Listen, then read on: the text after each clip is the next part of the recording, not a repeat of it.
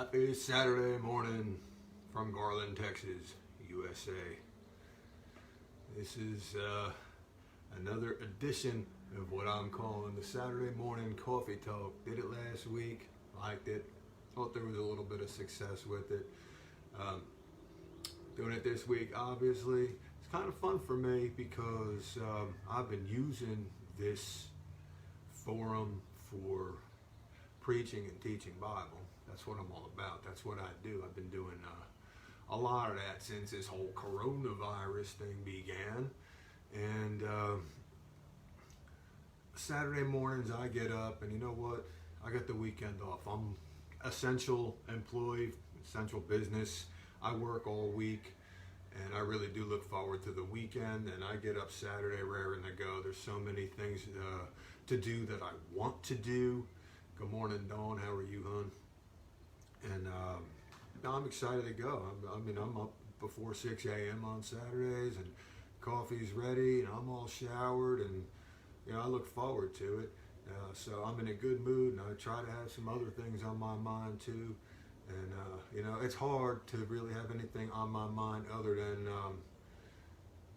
this cultural situation that we're all going through at this point in time. But I do try.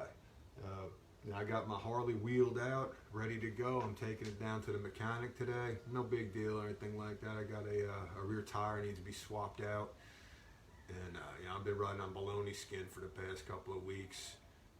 It's doable. When I learned how to ride, on a bologna skin rear wheel. So I'm not unaccustomed to it, but I like it so much better when you lay down some new tread on the bike. It's just a whole new thing. So I look forward to that.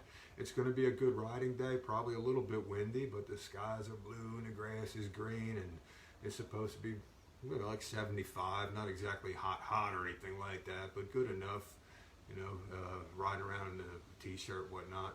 That's not a bad day for riding at all. So I got all that to look forward to. We're planning on probably going out fishing tomorrow when it's less windy.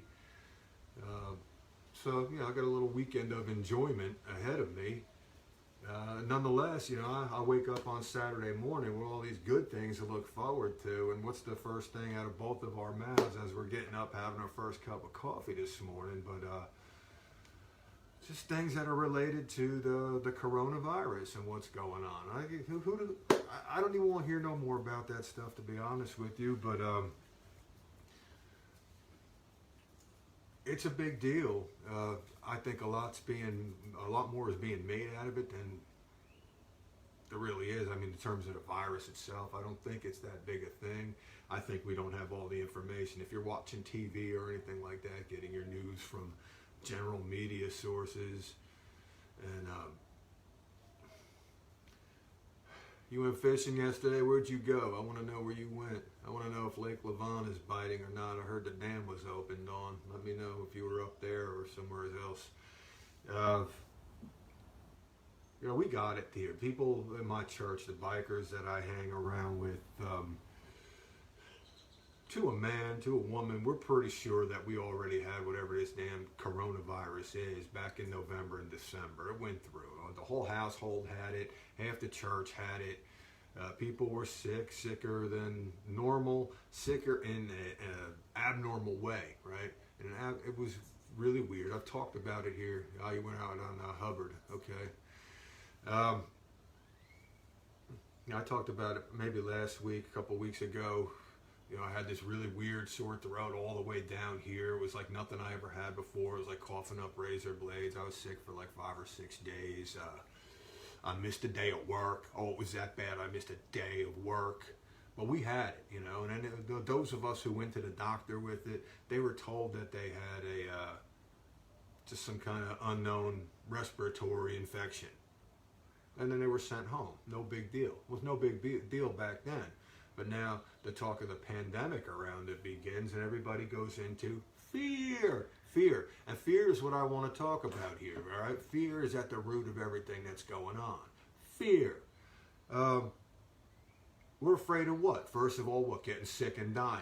Oh, we're scared. Kara was talking to somebody who's kind of living in that fear, right? And she was telling me about it. They're just afraid of getting sick and dying, and like we're not. That's what I was thinking. I was thinking about trying that place out with the kayaks off of 66 here on the Rockwall side.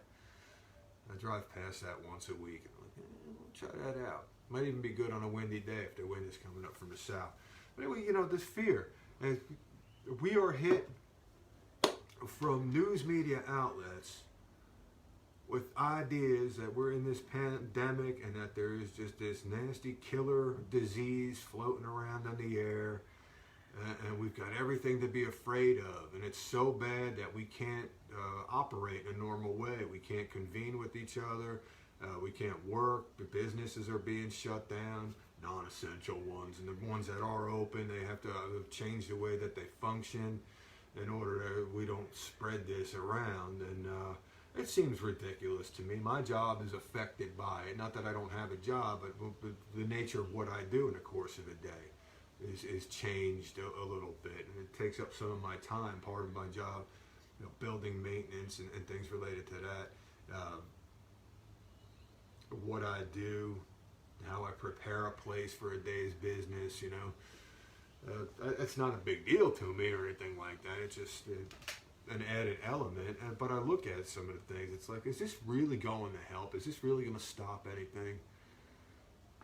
I think about the flu, because it's always coming around, and we get a couple of different strains of it every season, every year that comes around, and we do nothing for that, and it just spreads like it does. And people say, oh yeah, but you got the inoculations and the vaccinations. Not everybody goes in for that. I don't take that stuff. I don't do that. I don't do that for me. And if I catch the flu, I catch the flu. If I don't catch the flu, I don't catch the flu. But you know what? My face is always right in it every season. If anybody's bound to get it, it's me. And is it ever really a bad thing? It's never really a bad thing. Even without any kind of shots in me, any kind of preventative or minimizing kind of medication put into me. All I do is I take Alka-Seltzer tabs and minimize the symptoms, and I pick up and I go through my day. If I got a fever, I don't really stick around in the office and pass it to other people. It's just common sense, that's all. We're not operating in common sense here because the fear mongers have mongered the fear, right? They started doing it a couple of months ago, and it was already probably a couple of months after the fact of it being through here. They're talking about that, California, Washington, they're starting to recognize that, hey, we had this before anybody was saying anything about it, and now we're not suffering so much over here because people's already dealt with it. There's a lot of asymptomatic cases that they're starting to realize. And where did that happen? How did that happen? Do you get this virus and just don't get sick? No. You get the virus, you get sick, you build up an immunity to it, and then what? When it comes around again, you don't get it.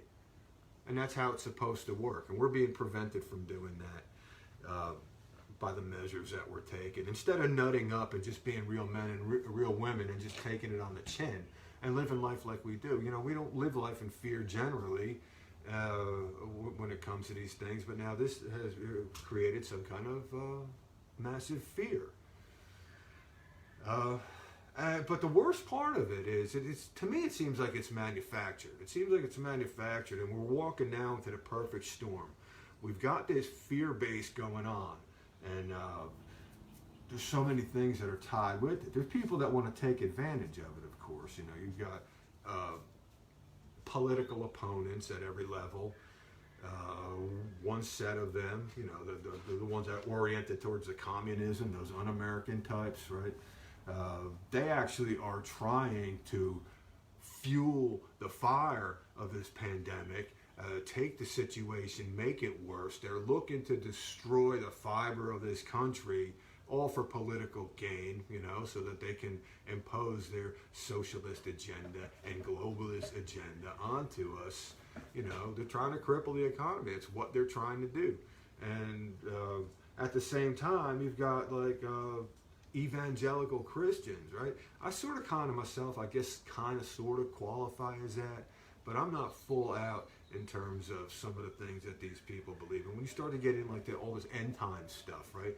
You've got a bunch of evangelicals out there that are really wishing, praying, hoping for the end of all things also, right? And they're on the other side of the aisle when you're looking at it politically. So you've got two massive wings of people in our culture who are really pushing for disaster, right? They're like praying and hoping it happens on one side and doing all kinds of political gymnastics and manipulations to try to accomplish that end on the other side.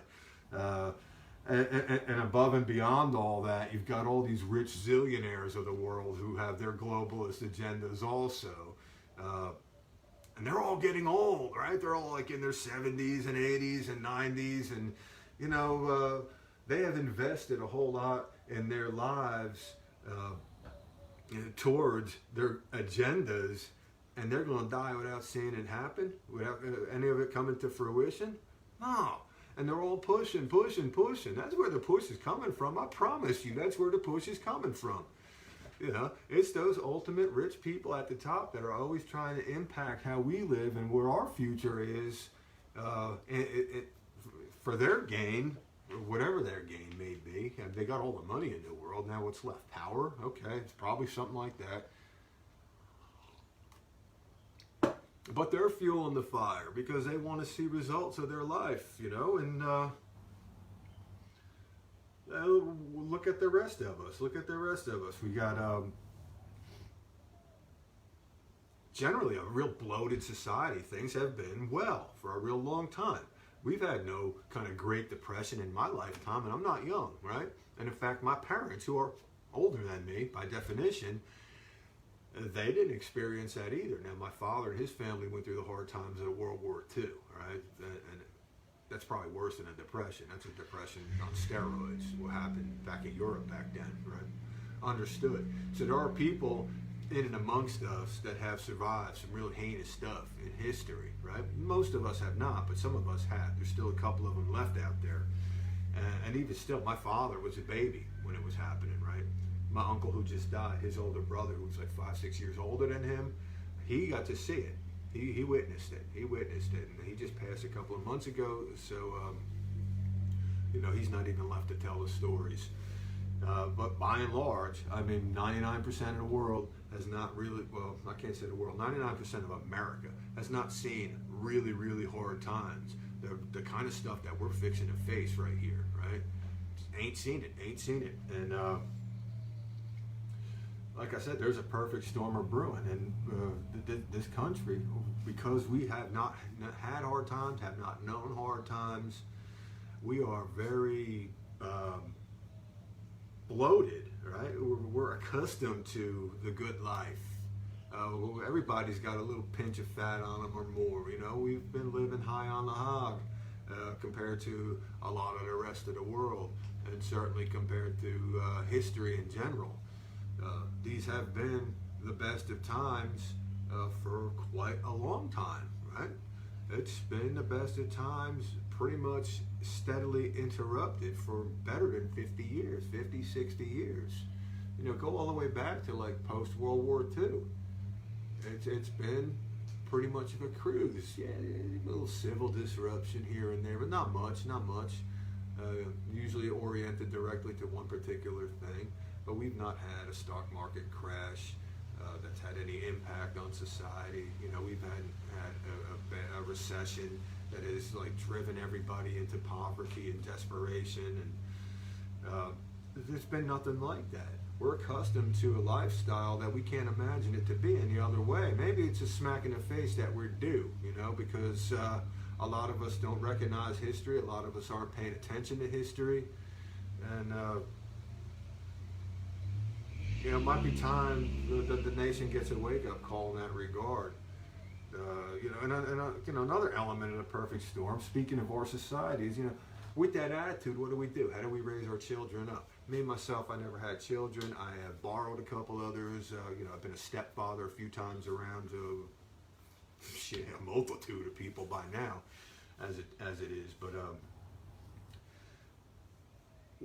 how are we raising kids when we're accustomed to opulence. I don't know what goes on in a household. I don't know what all y'all are doing there with the kids, but we've had, it looks like a couple of generations now of entitlement is what we call it. People who are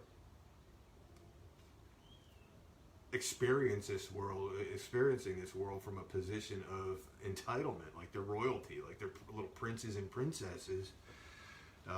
They live in a world where nothing ever goes wrong, where nothing is bad. Anything starts to look bad, it gets covered up. You know, the rose-colored glasses comes out, the pillow gets put under the butt, and now we've had a couple of generations of these type, and they're starting to become adults. And many of them have been adults for like 20 years already by now, and this is who we have to face this oncoming wreckage. It's on the way. It's at hand, right? We are on the conveyor belt to some kind of nastiness here, and it doesn't look like there's any sign of stopping at this point, because it's a perfect storm. There's so many people that actually want it to go down this way for one reason or another, you know, and they're on both sides of the political spectrum. So we've got issues to face, and in the middle of it and at the beginning of it, it's all about fear. It starts with fear. You know, there's a little disease around here, and somebody manipulated the idea to monger fear. And you know that happens on TV. You've seen those videos, you know, where a hurricane is coming to town, and they get all the meteorologists down on the banks of the Gulf, and you know, the wind is kind of blowing there, and they got the camera. And you know what a camera is in a wind. You can have 5-mile-an-hour wind. You put a camera on it, and it's like a hurricane. It's like, it's making all this noise and everything. All you need is a little guy back there shaking around a little bit, and it makes a 5-mile-an-hour breeze look like it's 500 miles an hour, right? And you've got that guy, like, he's standing there, and he's like holding onto the pole like he's going to blow away. And he's like, oh, it's really bad out here, really bad out here. And then you got like these two drunk teenagers walking in the background, giving them the finger, as you know, like nothing. They're just cruising around. Their hair ain't even blowing, but that's what they do. They present this scenario and they draw it up. You know, they create a whole background and they generate fear. Why? What does that fear do? It keeps you tuned in because you got the need to know. And when you're tuned in, what do? They slide in all the commercial advertisement, and more advertisers want to come in because their ratings are up. It all works like that. It all works together like that. And then you take that element and then say, well, forget about the commercial advertising and everything like that. We want to spread some propaganda around, right? Whoever the powers may be, they want to have an impact on society towards whatever their agenda is. So they use these same exact means to do it. What do? We come home every night. We're tired after a day of work, and we grab some junk food. And we sit down in our fat, comfortable, lazy boy type of chair and kick back and turn on the TV. What do we put on? We put on the news, right? We look at the news of the day, and that's where they're hitting us with all this propaganda, and it's registering into our heads. And what? We're afraid. It's all fear this and fear that. Be afraid. Be very afraid. Be very afraid. And you know,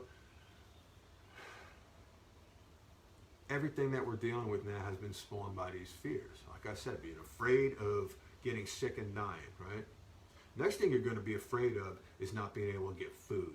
Now, how are you going to change when that happens? Because that's coming. That's coming because the economy is going to, the wheels are coming off the economy. Why? Because you're afraid. And you didn't stand up when they told you not to go to work. You didn't stand up and say, no, we can't do this. This sickness can't be that bad, all right?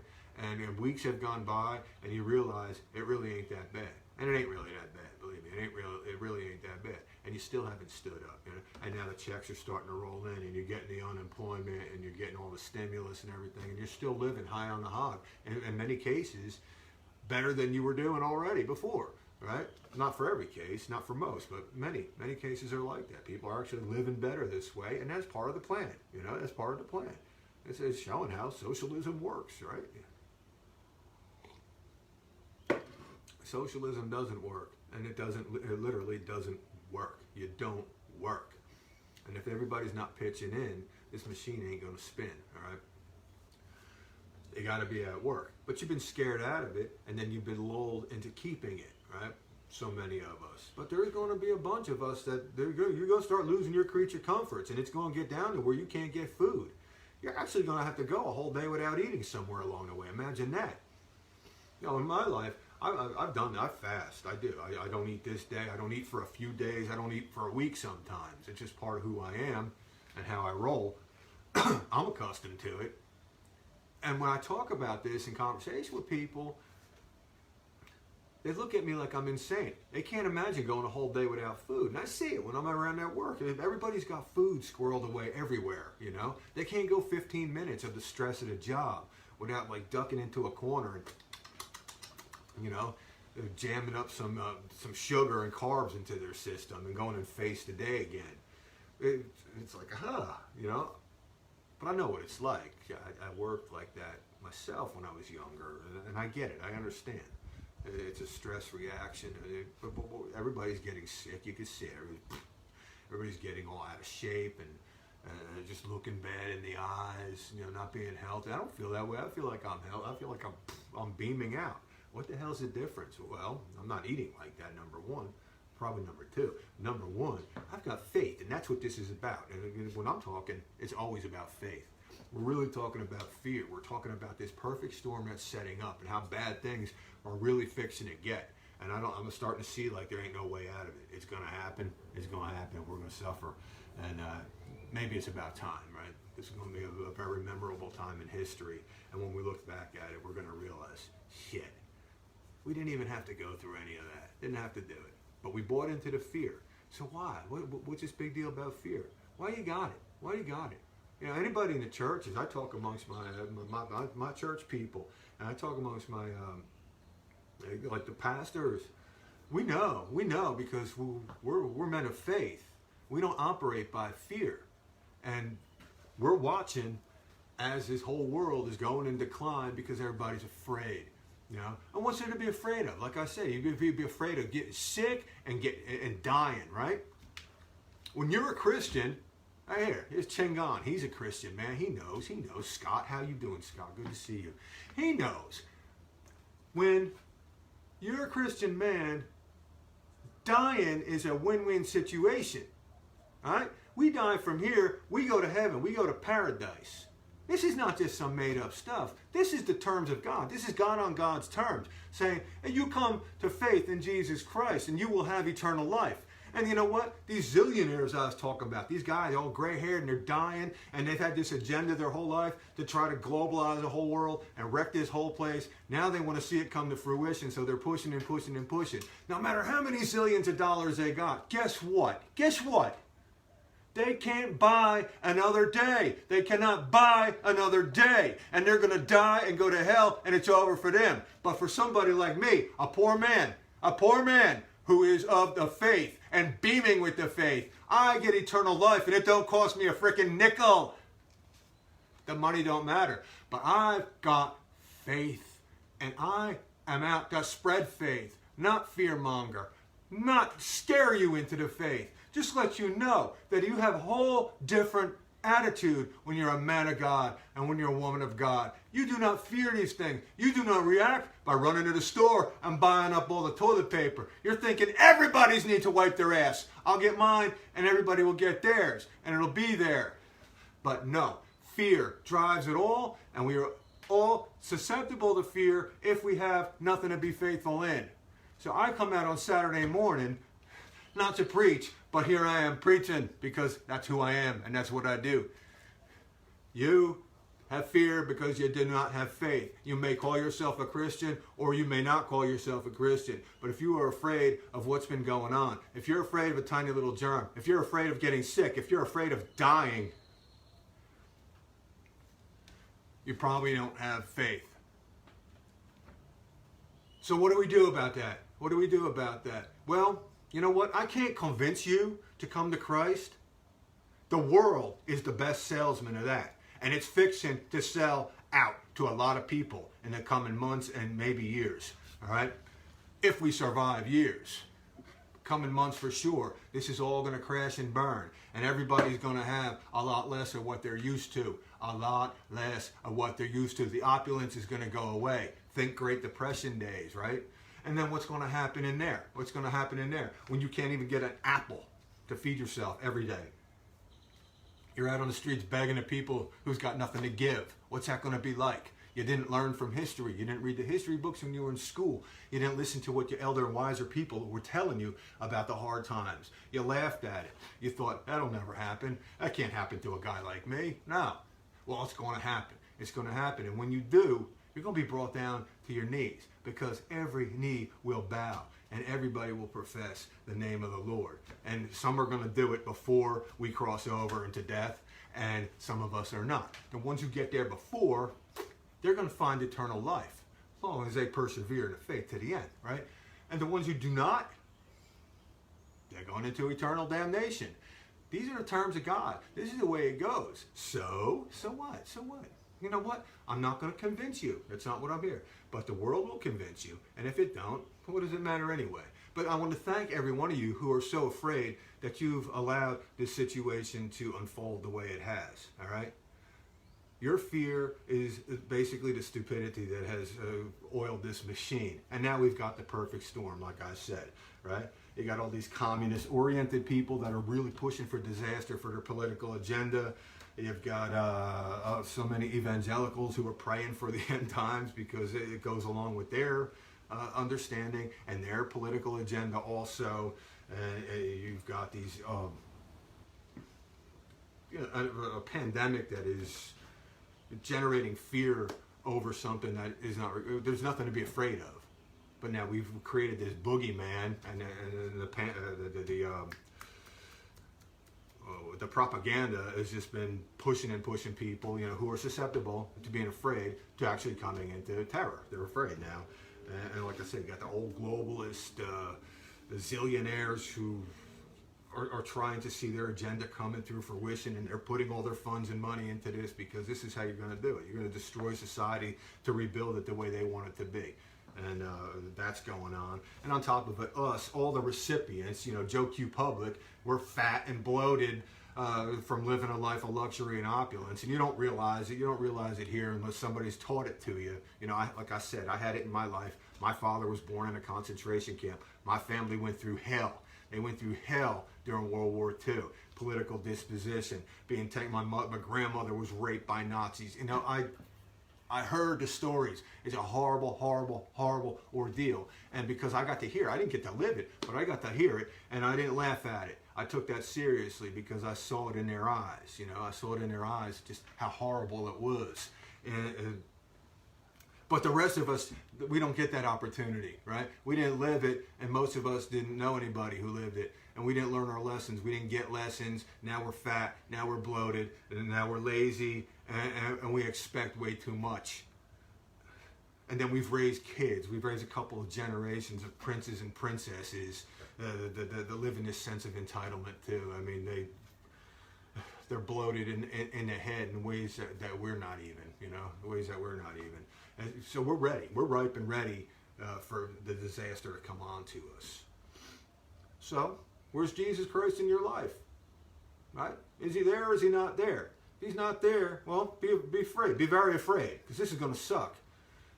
And you've got nothing to look forward to. Right? This world that has been like a paradise for you, that's as close as you'll ever be to heaven. This is it. And I don't care how good this place is. It sucks, and it's supposed to suck. That's the nature of the world. A shitty world is supposed to drive you towards Jesus Christ. That's the way it's laid out. But if you find great favor with this world, you're not going to go to Jesus, and you're just going to be afraid, and then you're going to die. All your fears are going to come true, and then it gets worse after that. That's cool. Go for it. And all the meanwhile, you're living when you're susceptible to fear, what kind of state of mind do you run with all day? You just like a stress puppy. You're just running on stress and fear, and you get angry and aggravated.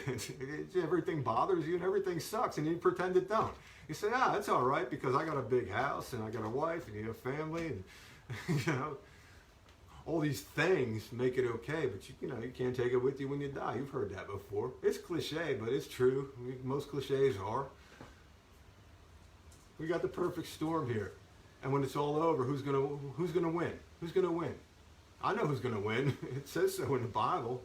God's going to win. God always wins. And here we are, pretending that there is no God. Here we are thinking that we're already good with God, But the proof is that you're afraid. If you're afraid of all this stuff, you ain't got God. You ain't.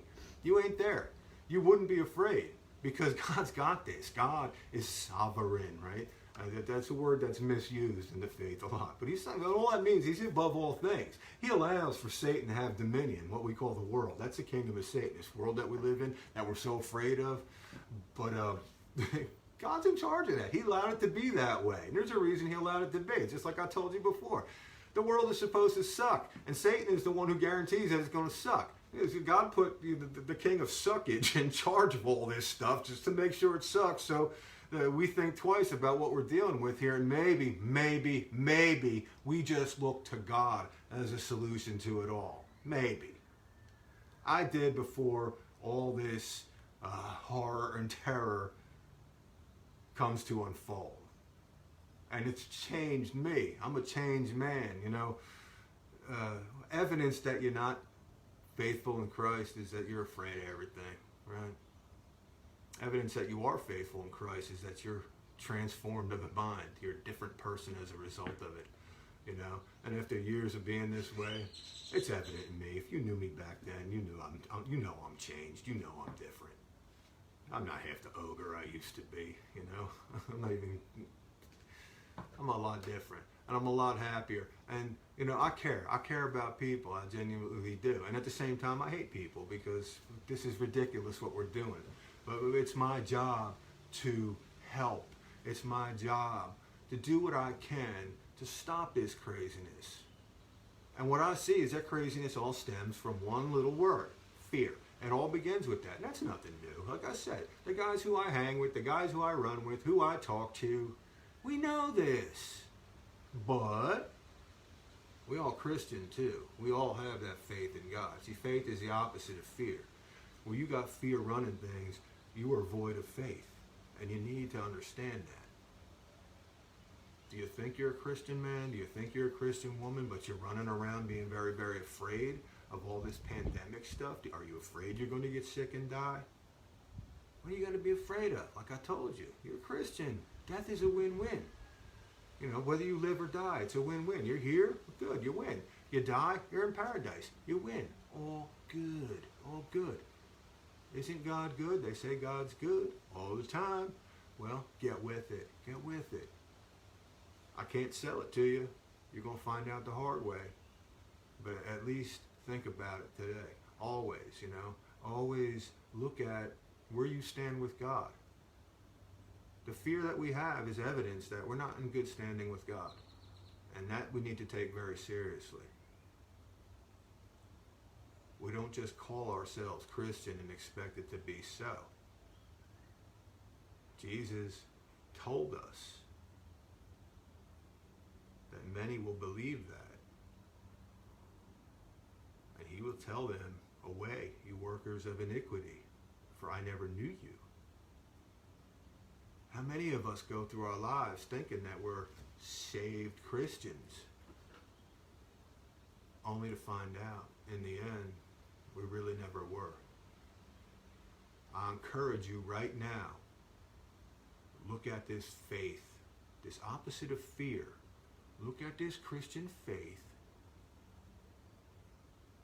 and start over.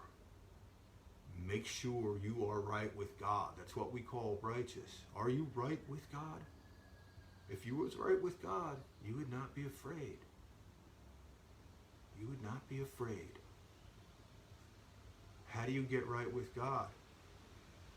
You get on your knees and you go to God and say, God, I don't think I'm right with you. I want to be right with you.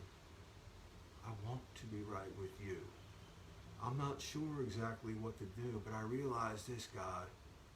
I am a sinner. I have a sin nature. There's nothing I can do about that. I need you to do it. I need you to reach to me. I need you to touch me. I need you to help me get right again. And promise to God what? That you will convict your life to his works.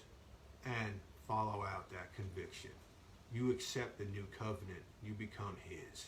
And when you become his, you got nothing to be afraid of. You're like a real wise guy. I hope you all enjoy your Saturday. Beautiful out here in Texas, and I'm getting on a bike. Living unafraid. Get right with God. Adios, amigos.